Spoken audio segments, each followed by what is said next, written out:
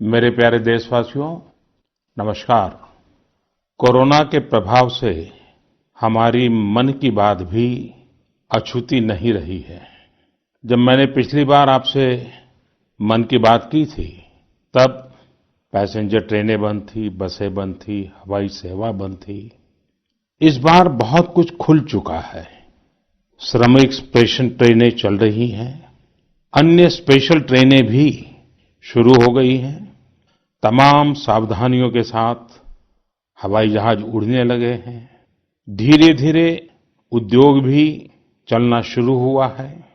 यानी अर्थव्यवस्था का एक बड़ा हिस्सा अब चल पड़ा है, खुल गया है। ऐसे में हमें और ज्यादा सतर्क रहने की आवश्यकता है। 2 गज की दूरी का नियम हो, मुंह पर मास्क लगाने की बात हो सके तो वहां तक घर में रहना हो, ये सारी बातों का पालन, उसमें जरा भी ढिलाई नहीं बरतनी चाहिए। देश में सबके सामूहिक प्रयासों से कोरोना के खिलाफ लड़ाई बहुत मजबूती से लड़ी जा रही है।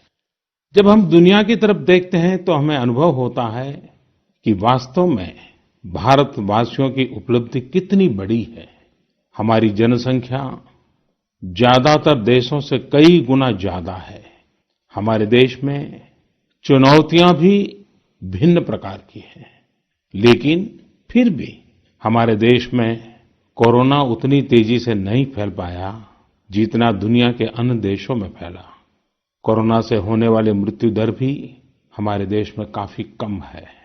जो नुकसान हुआ है उसका दुख हम सबको है, लेकिन जो कुछ भी हम बचा पाए हैं वो निश्चित तौर पर देश की सामूहिक संकल्प शक्ति का ही परिणाम है। इतने बड़े देश में हर एक देशवासी ने खुद इस लड़ाई को लड़ने की ठानी है। ये पूरी मुहिम पीपल ड्रिवन है। साथियों, देशवासियों की संकल्प शक्ति के साथ एक और शक्ति इस लड़ाई में हमारी सबसे बड़ी ताकत है, वो है देशवासियों की सेवा शक्ति। वास्तव में इस महामारी के समय हम भारतवासियों ने ये दिखा दिया है कि सेवा और त्याग का हमारा विचार केवल हमारा आदर्श नहीं है, बल्कि भारत की जीवन पद्धति है। और हमारे यहाँ तो कहा गया है, सेवा परमो धर्मः। सेवा स्वयं में सुख है, सेवा में ही संतोष है। आपने देखा होगा कि दूसरों की सेवा में लगे व्यक्ति के जीवन में कोई डिप्रेशन या तनाव कभी नहीं दिखता। उसके जीवन में, जीवन को लेकर उसके नजरिए में भरपूर आत्मविश्वास, सकारात्मकता और जीवंतता प्रतिपल नजर आती है। साथियों, हमारे डॉक्टर्स, नर्सिंग स्टाफ, सफाई कर्मी, पुलिसकर्मी, मीडिया के साथी, ये सब जो सेवा कर रहे हैं, उसकी चर्चा मैंने कई बार की है। मन की बात में भी मैंने उसका जिक्र किया है। सेवा में अपना सब कुछ समर्पित कर देने वाले लोगों की संख्या अनगिनत है। ऐसे ही एक सज्जन है तमिलनाडु के सी मोहन। सी मोहन जी मदुरै में एक सैलून चलाते हैं। अपनी मेहनत की कमाई से इन्होंने अपनी बेटी की पढ़ाई के लिए 5 लाख रुपए बचाए थे, लेकिन इन्होंने ये पूरी राशि इस समय जरूरतमंदों, गरीबों की सेवा के लिए खर्च कर दी। इसी तरह अगरतला में ठेला चलाकर जीवन यापन करने वाले गौतम दास जी अपनी रोजमर्रा की कमाई की बचत में से हर रोज दाल चावल खरीदकर जरूरतमंदों को खाना खिला रहे हैं। पंजाब के पठानकोट से भी एक ऐसा ही उदाहरण मुझे पता चला। यहाँ दिव्यांग भाई राजू ने दूसरों की मदद से जोड़ी गई छोटी सी पूंजी से 3000 से अधिक मास्क बनवाकर लोगों में बांटे। भाई राजू ने इस मुश्किल समय में करीब 100 परिवारों के लिए खाने का राशन भी जुटाया।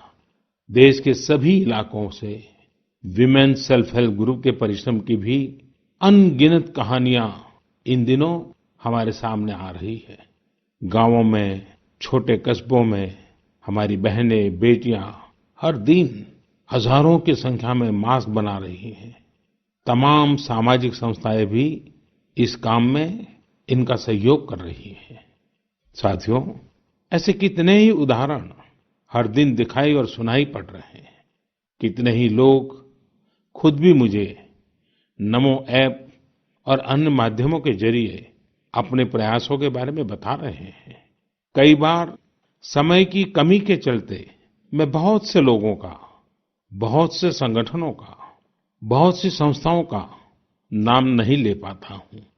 सेवाभाव से लोगों की मदद कर रहे ऐसे सभी लोगों की मैं प्रशंसा करता हूँ, उनका आदर करता हूँ, उनका तहे दिल से अभिनंदन करता हूँ। मेरे प्यारे देशवासियों, एक और बात जो मेरे मन को छू गई है, वो है संकट की इस घड़ी में इनोवेशन। तमाम देशवासी गांवों से लेकर शहरों तक, हमारे छोटे व्यापारियों से लेकर स्टार्टअप तक, हमारी लैब्स कोरोना के खिलाफ लड़ाई में नए-नए तरीके इजाद कर रहे हैं, नए-नए इनोवेशन कर रहे हैं। जैसे नासिक के राजेंद्र यादव का उदाहरण बहुत दिलचस्प है। राजेंद्र जी नासिक में सतना गांव के किसान हैं। अपने गांव को कोरोना संक्रमण से बचाने के लिए उन्होंने अपने ट्रैक्टर से जोड़कर एक सैनिटाइजेशन मशीन बना ली है और ये इनोवेटिव मशीन बहुत प्रभावी तरीके से काम कर रही है। इसी तरह मैं सोशल मीडिया में कई तस्वीरें देख रहा था। कई दुकानदारों ने 2 गज की दूरी के लिए दुकान में बड़े पाइपलाइन लगा लिए हैं, जिसमें एक छोर से वो ऊपर से सामान डालते हैं और दूसरी छोर से ग्राहक अपना सामान ले लेते हैं। इस दौरान पढ़ाई के क्षेत्र में भी कई अलग-अलग इनोवेशन शिक्षकों और छात्रों ने मिलकर किए हैं।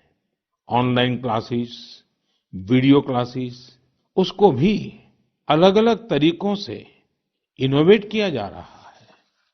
कोरोना की वैक्सीन पर हमारी लैब्स में जो काम हो रहा है, उस पर तो दुनिया भर की नजर है और हम सबकी आशा भी।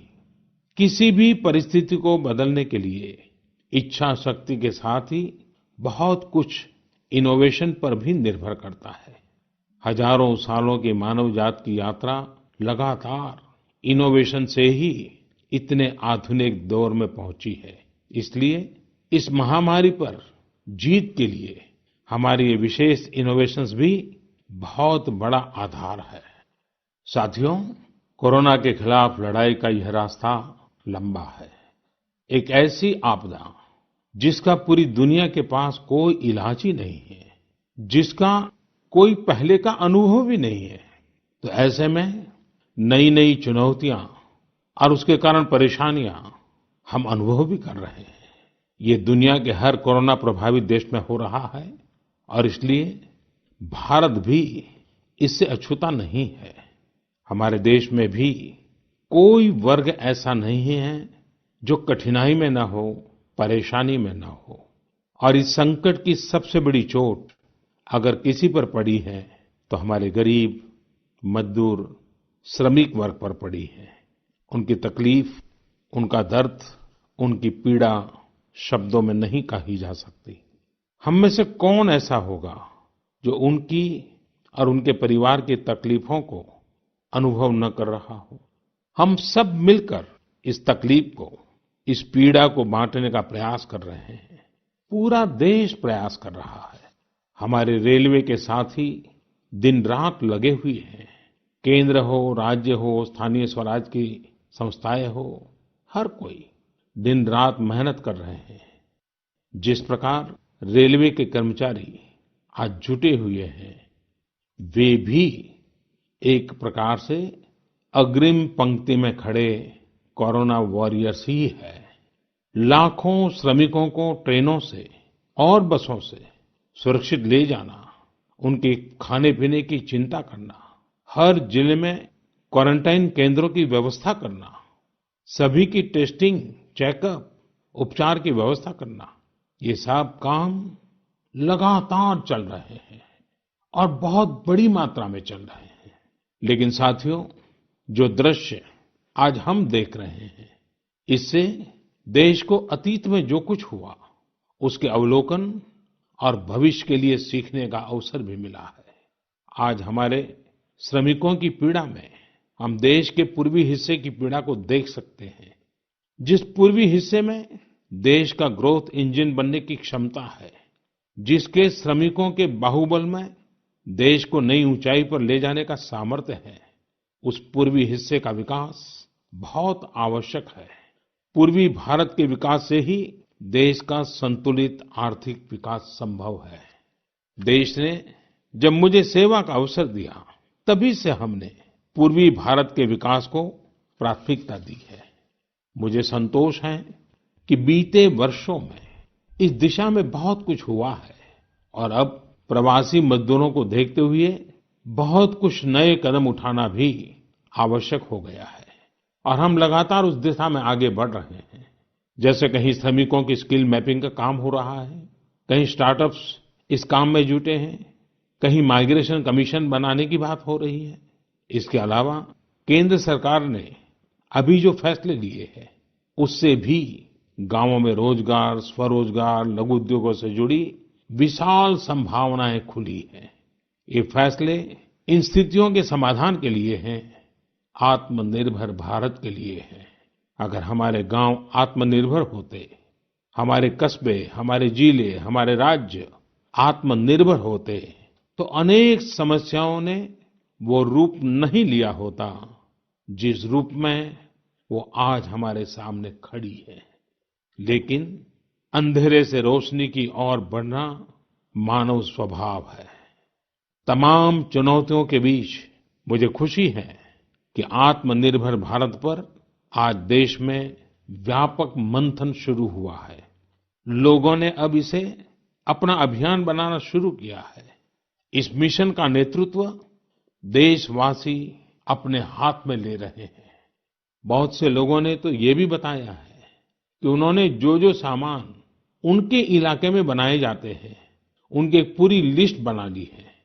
ये लोग अब इन लोकल प्रोडक्ट्स को ही खरीद रहे हैं और वोकल फॉर लोकल को प्रमोट भी कर रहे हैं। मेक इन इंडिया को बढ़ावा मिले, इसके लिए सब कोई अपना अपना संकल्प जता रहा है। बिहार के हमारे एक साथी श्रीमान हिमांशु ने मुझे नमो ऐप पर लिखा है कि वो एक ऐसा दिन देखना चाहते हैं जब भारत विदेश से आने वाले आयात को कम से कम कर दे, चाहे पेट्रोल, डीजल, ईंधन का आयात हो, इलेक्ट्रॉनिक आइटम्स का आयात हो, यूरिया का आयात हो या फिर खाद्य तेल का आयात हो। मैं उनकी भावनाओं को समझता हूँ। हमारे देश में कितनी ही ऐसी चीजें बाहर से आती हैं जिन पर हमारे ईमानदार टैक्स पेयर्स का पैसा खर्च होता है, जिनका विकल्प हम आसानी से भारत में तैयार कर सकते हैं। असम के सुदीप ने मुझे लिखा है कि वो महिलाओं के बनाए हुए लोकल बैम्बू प्रोडक्ट्स का व्यापार करते हैं और उन्होंने तय किया है कि आने वाले 2 वर्ष में वे अपने बैम्बू प्रोडक्ट को एक ग्लोबल ब्रांड बनाएंगे। मुझे पूरा भरोसा है आत्मनिर्भर भारत अभियान इस दशक में देश को नई ऊंचाई पर ले जाएगा। मेरे प्यारे देशवासियों, कोरोना संकट के इस दौर में मेरी विश्व के अनेक नेताओं से बातचीत हुई है, लेकिन मैं एक सीक्रेट जरूर आज बताना चाहूंगा। विश्व के अनेक नेताओं की जब बातचीत होती है तो मैंने देखा इन दिनों उनकी बहुत ज्यादा दिलचस्पी योग और आयुर्वेद के संबंध में होती है। कुछ नेताओं ने मुझसे पूछा कि कोरोना के इस काल में ये योग और आयुर्वेद कैसे मदद कर सकते हैं। साथियों, अंतर्राष्ट्रीय योग दिवस जल्द ही आने वाला है। योग जैसे जैसे लोगों के जीवन से जुड़ रहा है, लोगों में अपने स्वास्थ्य को लेकर जागरूकता भी लगातार बढ़ रही है। अभी कोरोना संकट के दौरान भी ये देखा जा रहा है कि हॉलीवुड से हरिद्वार तक घर में रहते हुए लोग योग पर बहुत गंभीरता से ध्यान दे रहे हैं। हर जगह लोगों ने योग और उसके साथ साथ आयुर्वेद के बारे में और ज्यादा जानना चाहा है, उसे अपनाना चाहा है। कितने ही लोग जिन्होंने कभी योग नहीं किया, वे भी या तो ऑनलाइन योग क्लास से जुड़ गए हैं या फिर ऑनलाइन वीडियो के माध्यम से भी योग सीख रहे हैं। सही में योग कम्युनिटी, इम्यूनिटी और यूनिटी सबके लिए अच्छा है। साथियों, कोरोना संकट के इस समय में योग आज इसलिए भी ज्यादा अहम है क्योंकि ये वायरस हमारे रेस्पिरेटरी सिस्टम को सबसे अधिक प्रभावित करता है। योग में तो रेस्पिरेटरी सिस्टम को मजबूत करने वाले कई तरह के प्राणायाम है, जिनका असर हम लंबे समय से देखते आ रहे हैं। ये टाइम टेस्टेड टेक्निक्स हैं, जिसका अपना अलग महत्व है। कपालभाति और अनुलोम विलोम प्राणायाम से अधिकतर लोग परिचित होंगे, लेकिन भस्त्रिका, शीतली, भ्रामरी जैसे कई प्राणायाम के प्रकार है, जिसके अनेक लाभ भी है। वैसे आपके जीवन में योग को बढ़ाने के लिए आयुष मंत्रालय ने भी इस बार एक अनोखा प्रयोग किया है। आयुष मंत्रालय ने माय लाइफ माय योग नाम से अंतर्राष्ट्रीय वीडियो ब्लॉग उसकी प्रतियोगिता शुरू की है। भारत ही नहीं, पूरी दुनिया के लोग इस प्रतियोगिता में हिस्सा ले सकते हैं। इसमें हिस्सा लेने के लिए आपको अपना 3 मिनट का एक वीडियो बना करके अपलोड करना होगा। इस वीडियो में आप जो योग या आसन करते हुए वो करते हुए दिखाना है और योग से आपके जीवन में जो बदलाव आया है उसके बारे में भी बताना है। मेरा आपसे अनुरोध है, आप सभी इस प्रतियोगिता में अवश्य भाग लें और इस नए तरीके से अंतर्राष्ट्रीय योग दिवस में आप हिस्सेदार बनिए। साथियों, हमारे देश में करोड़ों करोड़ गरीब दशकों से एक बहुत बड़ी चिंता में रहते आए हैं। अगर बीमार पड़ गए तो क्या होगा? अपना इलाज कराएं या फिर परिवार के लिए रोटी की चिंता करें? इस तकलीफ को समझते हुए, इस चिंता को दूर करने के लिए ही करीब 1.5 साल पहले आयुष्मान भारत योजना शुरू की गई थी। कुछ ही दिन पहले आयुष्मान भारत के लाभार्थियों की संख्या 1 करोड़ के पार हो गई है। 1 करोड़ से ज्यादा मरीज मतलब देश के 1 करोड़ से अधिक परिवारों की सेवा हुई है। 1 करोड़ से ज्यादा मरीज का मतलब क्या होता है मालूम है? 1 करोड़ से ज्यादा मरीज मतलब नॉर्वे जैसा देश, सिंगापुर जैसा देश, उसकी जो टोटल जनसंख्या है उससे 2 गुना लोगों को मुफ्त में इलाज दिया गया है। अगर गरीबों को अस्पताल में भर्ती होने के बाद इलाज के लिए पैसे देने पड़ते, इनका मुफ्त इलाज नहीं हुआ होता, तो उन्हें एक मोटा-मोटा अंदाज है, करीब-करीब 14,000 करोड़ रुपए से भी ज्यादा अपनी जेब से खर्च करने पड़ते हैं। आयुष्मान भारत योजना ने गरीबों के पैसे खर्च होने से बचाए हैं। मैं आयुष्मान भारत के सभी लाभार्थियों के साथ-साथ मरीजों का उपचार करने वाले सभी डॉक्टरों, नर्सेज और मेडिकल स्टाफ को भी बधाई देता हूं। आयुष्मान भारत योजना के साथ एक बहुत बड़ी विशेषता पोर्टेबिलिटी की सुविधा भी है। पोर्टेबिलिटी ने देश को एकता के रंग में रंगने में भी मदद की है। यानी बिहार का कोई गरीब अगर चाहे तो उसे कर्नाटका में भी वही सुविधा मिलेगी जो उसे अपने राज्य में मिलती। इसी तरह महाराष्ट्र का कोई गरीब चाहे तो उसे इलाज की वही सुविधा तमिलनाडु में मिलती। इस योजना के कारण किसी क्षेत्र में जहां स्वास्थ्य की व्यवस्था कमजोर है, वहां के गरीब को देश के किसी भी कोने में उत्तम इलाज कराने की सहूलियत मिलती है। साथियों, आप ये जानकर हैरान रह जाएंगे कि 1 करोड़ लाभार्थियों में से 80% लाभार्थी देश के ग्रामीण इलाकों के हैं। इनमें भी करीब-करीब 50% लाभार्थी हमारी माताएं, बहनें और बेटियां हैं। इन लाभार्थियों में ज्यादातर लोग ऐसी बीमारियों से पीड़ित थे जिनका इलाज सामान्य दवाओं से संभव नहीं था।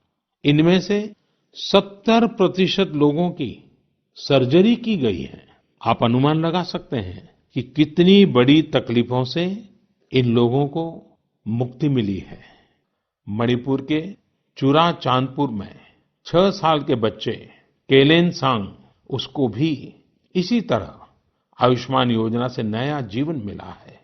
केलेनसांग को इतनी छोटी उम्र में ब्रेन की गंभीर बीमारी हो गई। इस बच्चे के पिता दिहाड़ी मजदूर हैं और माँ बुनाई का काम करती हैं। ऐसे में बच्चे का इलाज कराना बहुत कठिन हो रहा था, लेकिन आयुष्मान भारत योजना से अब उनके बेटे का मुफ्त इलाज हो गया है। कुछ इसी तरह का अनुभव पुडुचेरी की अमूर्था वल्ली जी का भी है। उनके लिए भी आयुष्मान भारत योजना संकट मोचक बनकर आई है। अमूर्था वल्ली जी के पति की हार्ट अटैक से दुखद मृत्यु हो चुकी है। उनके 27 साल के बेटे जीवा को भी हार्ट की बीमारी थी। डॉक्टर्स ने जीवा के लिए सर्जरी की सलाह दी थी, लेकिन दिहाड़ी मजदूरी करने वाले जीवा के लिए अपने खर्च से इतना बड़ा ऑपरेशन करवाना संभव ही नहीं था। लेकिन अमूर्था वल्ली ने अपने बेटे का आयुष्मान भारत योजना में रजिस्ट्रेशन करवाया और 9 दिनों बाद बेटे जीवा के हार्ट की सर्जरी भी हो गई। साथियों, मैंने आपको सिर्फ 3-4 घटनाओं का जिक्र किया है। आयुष्मान भारत से तो ऐसी 1 करोड़ से अधिक कहानियां जुड़ी हुई है। ये कहानियां जीते जागते इंसानों की हैं। दुख तकलीफ से मुक्त हुए हमारे अपने परिवारजनों की है। आपसे मेरा आग्रह है, कभी समय मिले तो ऐसे व्यक्ति से जरूर बात करिएगा जिसने आयुष्मान भारत योजना के तहत अपना इलाज कराया हो। आप देखेंगे कि जब एक गरीब बीमारी से बाहर आता है तो उसमें गरीबी से लड़ने की भी ताकत नजर आने लगी है। और मैं हमारे देश के ईमानदार टैक्स पेयर से कहना चाहता हूं, आयुष्मान भारत योजना के तहत जिन गरीबों का मुफ्त इलाज हुआ है, उनके जीवन में जो सुख आया है, संतोष मिला है, उस पुण्य के असली हकदार आप भी हैं। हमारा ईमानदार टैक्स पेयर भी इस पुण्य का हकदार है। मेरे प्यारे देशवासियों, एक तरफ हम महामारी से लड़ रहे हैं तो दूसरी तरफ हमें हाल में पूर्वी भारत के कुछ हिस्सों में प्राकृतिक आपदा का भी सामना करना पड़ा है। पिछले कुछ हफ्तों के दौरान हमने पश्चिम बंगाल और उड़ीसा में सुपर साइक्लोन अम्फान का कहर देखा। तूफान से अनेकों घर तबाह हो गए, किसानों को भी भारी नुकसान हुआ। हालात का जायजा लेने के लिए मैं पिछले हफ्ते उड़ीसा और पश्चिम बंगाल गया था। पश्चिम बंगाल और उड़ीसा के लोगों ने जिस हिम्मत और बहादुरी के साथ हालात का सामना किया है, प्रशंसनीय है। संकट की इस घड़ी में देश भी हर तरह से वहां के लोगों के साथ खड़ा है। साथियों, एक तरफ जहां पूर्वी भारत तूफान से आई आपदा का सामना कर रहा है, वहीं दूसरी तरफ देश के कई हिस्से टिड्डियों या लोकस्ट के हमले से प्रभावित हुए हैं।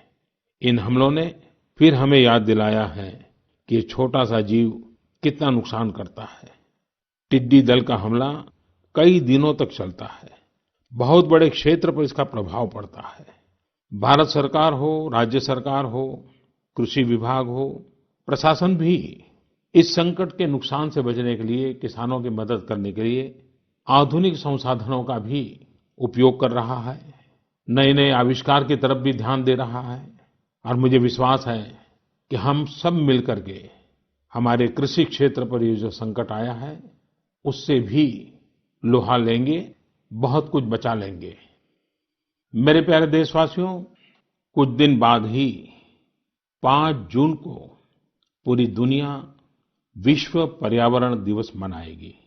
विश्व पर्यावरण दिवस पर इस साल की थीम है बायोडायवर्सिटी, यानी जैव विविधता। वर्तमान परिस्थितियों में यह थीम विशेष रूप से महत्वपूर्ण है। लॉकडाउन के दौरान पिछले कुछ हफ्तों में जीवन की रफ्तार थोड़ी धीमी जरूर हुई है, लेकिन इससे हमें अपने आसपास प्रकृति की समृद्ध विविधता को, जैव विविधता को करीब से देखने का अवसर भी मिला है।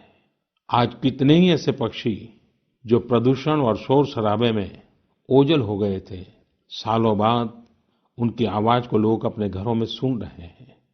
अनेक जगहों से जानवरों के उन्मुक्त विचरण की खबरें भी आ रही हैं। मेरी तरह आपने भी सोशल मीडिया में जरूर इन बातों को देखा होगा, पढ़ा होगा। बहुत लोग कह रहे हैं, लिख रहे हैं, तस्वीरें साझा कर रहे हैं कि वो अपने घर से दूर-दूर पहाड़ियां देख पा रहे हैं, दूर-दूर जलती हुई रोशनी देख रहे हैं। इन तस्वीरों को देखकर कई लोगों के मन में ये संकल्प उठा होगा, क्या हम उन दृश्यों को ऐसे ही बना रख सकते हैं? इन तस्वीरों ने लोगों को प्रकृति के लिए कुछ करने की प्रेरणा भी दी है। नदियां सदा स्वच्छ रहें, पशु पक्षियों को भी खुलकर जीने का हक मिले, आसमान भी साफ सुथरा हो, इसके लिए हम प्रकृति के साथ तालमेल बिठाकर जीवन जीने की प्रेरणा ले सकते हैं। मेरे प्यारे देशवासियों, हम बार बार सुनते हैं, जल है तो जीवन है, जल है तो कल है, लेकिन जल के साथ हमारी जिम्मेवारी भी है। वर्षा का पानी, बारिश का पानी, ये हमें बचाना है। एक एक बूंद को बचाना है। गांव-गांव वर्षा के पानी को हम कैसे बचाएं? परंपरागत बहुत सरल उपाय हैं। उन सरल उपाय से भी हम पानी को रोक सकते हैं। 5 दिन, 7 दिन भी अगर पानी रुका रहेगा, तो धरती माँ के पास बुझाएगा, पानी फिर जमीन में जाएगा। वही जल जीवन की शक्ति बन जाएगा। और इसलिए इस वर्षा ऋतु में हम सबका प्रयास रहना चाहिए कि हम पानी को बचाएं, पानी को संरक्षण करें। मेरे प्यारे देशवासियों, स्वच्छ पर्यावरण सीधे हमारे जीवन, हमारे बच्चों के भविष्य का विषय है। इसलिए हमें व्यक्तिगत स्तर पर भी इसकी चिंता करनी होगी। मेरा आपसे अनुरोध है कि इस पर्यावरण दिवस पर कुछ पेड़ अवश्य लगाएं और प्रकृति की सेवा के लिए कुछ ऐसा संकल्प अवश्य लें, जिससे प्रकृति के साथ आपका हर दिन का रिश्ता बना रहे। हाँ, गर्मी बढ़ रही है, इसलिए पक्षियों के लिए पानी का इंतजाम करना मत भूलिएगा। साथियों, हम सबको ये भी ध्यान रखना होगा कि इतनी कठिन तपस्या के बाद, इतनी कठिनाइयों के बाद देश ने जिस तरह हालत संभाला है, उसे बिगड़ने नहीं देना है। हमें इस लड़ाई को कमजोर नहीं होने देना है। हम लापरवाह हो जाएं, सावधानी छोड़ दें, ये कोई विकल्प नहीं है। कोरोना के खिलाफ लड़ाई अब भी उतनी ही गंभीर है। आपको, आपके परिवार को कोरोना से अभी भी उतना ही गंभीर खतरा हो सकता है। हमें हर इंसान की जिंदगी को बचाना है।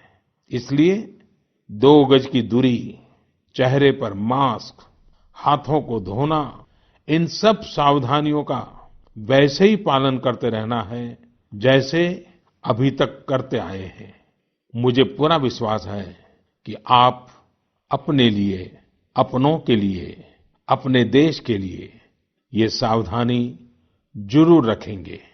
इसी विश्वास के साथ आपके उत्तम स्वास्थ्य के लिए मेरी हार्दिक शुभकामनाएं हैं। अगले महीने फिर एक बार मन की बात अनेक नए विषयों के साथ जरूर करेंगे।